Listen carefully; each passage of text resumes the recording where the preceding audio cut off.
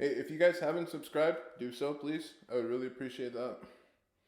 Today we're going to get really intimate and talk about my family, how my life is, how I met my wife, a little bit about that, and then we're going to get more into how to build a real team, how to understand real teamwork.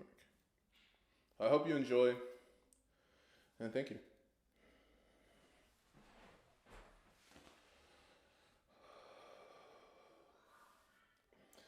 Hey guys, thank you for giving me this opportunity to talk about astrology. And today we're going to explore how astrology can help with team building. My partner is my wife. She is my core team member in my life right now. Without her, personally, guys, Antoine would not be making videos. Antoine would not be in a home. He would not be feeling secure. And he would be very, very different. So, for one, show gratitude to build teamwork. Team anything. Build anything that has to do with the team, have gratitude. That's the one thing. That's the key to everything. Once you get your gratitude key, you plug it into astrology, you unlock the shelf, and you pull out the drawer and you explore. You look at it like this. So you have a lot of different characteristics in a person's personality. But the one thing that you should always give the most attention to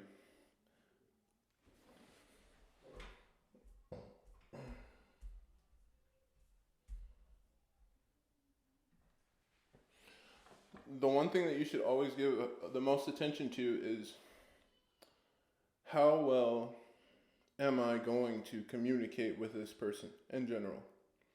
That's the first question that you ask. That's the question that is taking that gratitude. How well can I communicate with this person? Putting it into the key of astrology, you open it, and then you look at both of your charts. So you have your personality here, your friend's personality here, your partner, your coworker, whatever, and you compare them. You look at them like this. Okay, so my sun is really cool with this person's sun, but their moon isn't cool with mine. So what does that translate to? Okay, so if my moon is not compatible with someone else's moon, then I might come off as a little rude. Or they might come off as a little rude. But it's okay, and I know why. Because I'm empowered, because I know astrology. That's why they come off as rude. If you're speaking to someone with fire or air, and you have earth or water is feminine, okay? So no matter what you're looking at, fire and air is masculine, no matter what you're looking at. Take that into consideration and be like, okay, if I have a feminine sign in my moon, or masculine, whatever, if I have a masculine in my moon, I may accidentally say something that is going to push. And that may make someone who has more feminine characteristics, it may make that person uncomfortable. It may make that person want to question your motives. But see, if that person is like, oh, okay, this person's moon's masculine, there's no motive. It's that easy. Let me give you a better example. I love talking about my wife with you guys. So this is a perfect opportunity.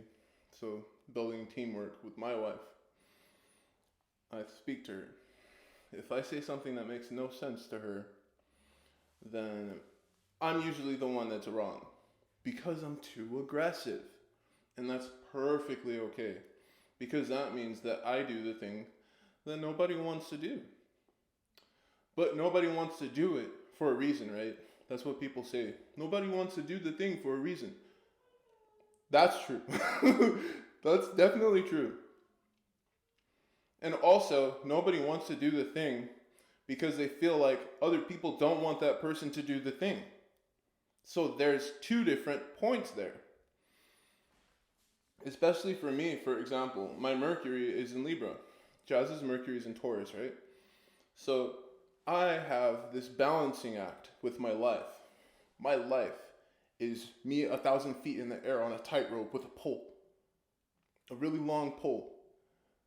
On the right side, do something that intimidates you. On the left side, stay stable enough so that your parents, so that your kids can have a bed to sleep in. So that's my balancing beam. 1,000 feet in the sky, I have a balancing beam. If I fall, then I lose everything I have, right? So that's me, that's Libra energy. Libra's always on this balancing game. So this is me communicating this through my relationship.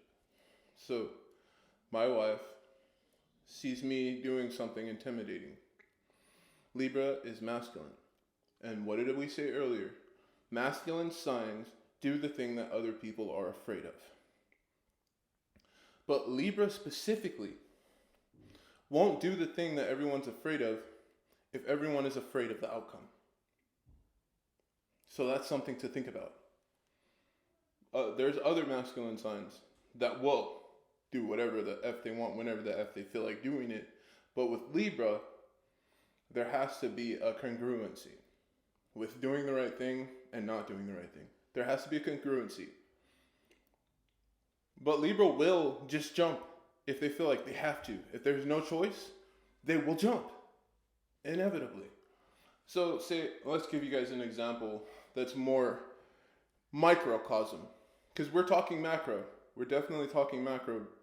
So microcosm-wise, if, for example, I want to say something awkward to someone. My wife's like, don't say that. That'll make that person uncomfortable. And I do it anyway. And then something bad happens. Who do I have to blame? Me. Because I did something stupid. I did something awkward. I asked an awkward question. And I do that. I have a tendency to do that. And I do that because if I don't, then I won't grow. If I don't do the scary thing, then I won't know how to balance everything out. So I do it. I do it. My sun and moon are compatible with my wife, right? She's a Taurus, I'm a Scorpio. We both have Leo moons, right? And her rising is compatible with mine also. But for intensive purposes, we're just talking about planets. We might talk about houses later. We might do a part 2 of this video. But for right now, we're talking about planets. Now, the rest of our planets are complete opposite. And believe it or not, that's the reason why I started talking about astrology in general. It literally is, because when we were together and we were driving to somewhere north. I think we were going to Canada. We were dead set. I was, at least. And nothing was going to stop me. But one thing did stop me. And it was me wanting to drive, but not wanting to take someone with me that I thought wasn't compatible with me. That I thought wouldn't work out with me, right? So that's what my brain was thinking. It's like, dude, this isn't going to work out. We can't do this. It's not going to work out. That's what I'm telling my wife. I'm like, dude, we can't do this. And she's just so loving and caring and understanding to where she's like, okay. And she's just there. And she's still empowered. So she has this really strong, I can do it attitude that really sticks out sometimes. And I really respect that. Because I don't really have that. I just do it. I don't think I can. I just fucking do it. Excuse my language. So what I'm saying is that, so we had this fallout. This was like the biggest fallout of our relationship. And we end up arguing for weeks on end because we can't figure out if we're going to stay together or leave. And Libra, my Libra Mercury is like, I like you. And you're really empowered. And I'm attracted to that. So I stick around. And she sticks around because she's just super confident. I don't know where she gets it from. I really don't. But I really appreciate that. So she sticks with it. And then I follow her, basically. I'm pretty sure that's how women are. I'm pretty sure men don't really... Man, we think that we control everything, but we don't.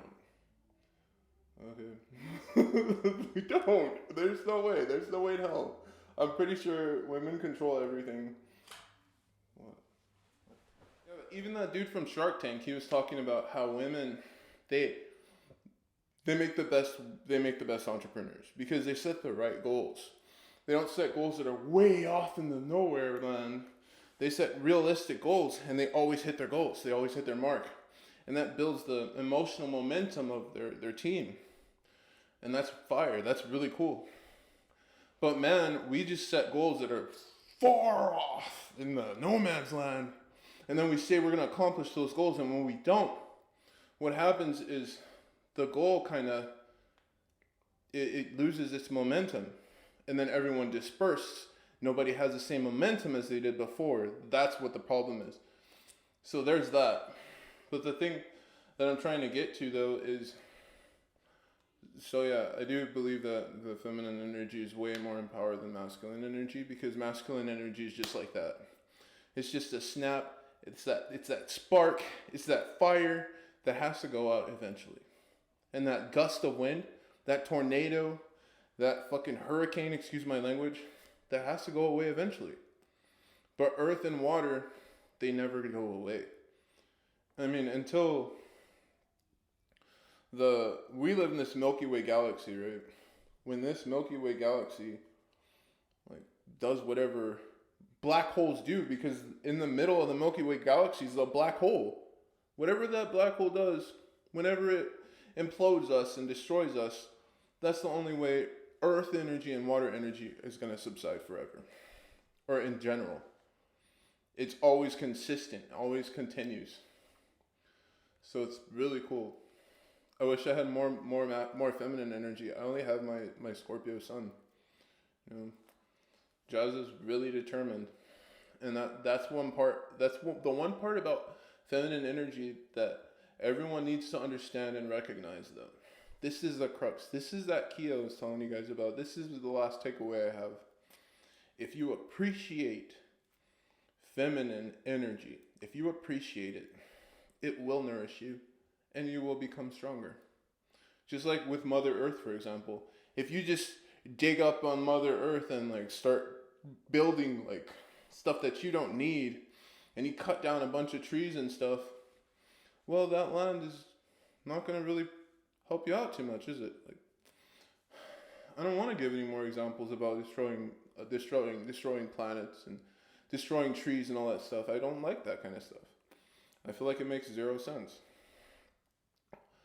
Masculine energy does do that. And so for all you masculine folks out there with a lot of masculine energy in your chart, I have a lot in there too in my planets. Be more nice.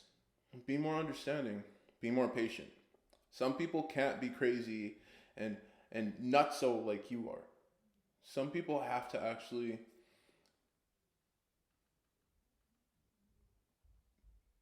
relax into being and then slowly become more. Yeah, we all know masculine energy just poof, poof, poof, but it doesn't last. So the thing is, if you want something to last, if you want a relationship to last, if you want a team member to stay with you, if you want anything to last in your life, be softer.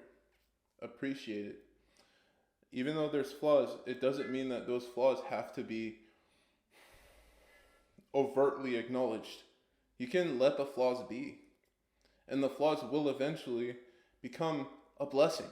And you're going to eventually feel nurtured by them. That is inevitable. But you got to remember to be patient. So patience. That's it, really. Masculine, fast. Feminine, not fast. They have to become one before anything can really happen.